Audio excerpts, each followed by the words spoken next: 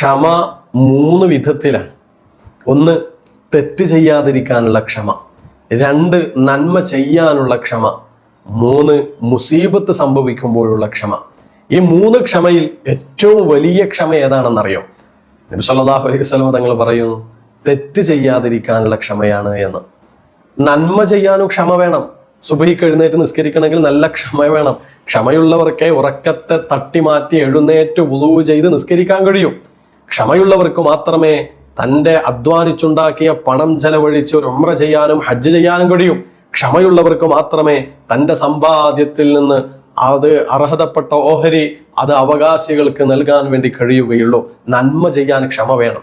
അതേപോലെ തിന്മ ചെയ്യാനുള്ള സൗകര്യങ്ങളും സാഹചര്യങ്ങളും ഉണ്ടാവുമ്പോൾ ആ തിന്മകളിൽ നിന്നും മാറി നിന്ന് ശരീരത്തെ, ദേഹേച്ഛയെ പിടിച്ചു നിർത്താൻ കഴിയുക എന്നുള്ളത് അത് നല്ല ക്ഷമയുള്ളവർക്കേ കഴിയുകയുള്ളൂ.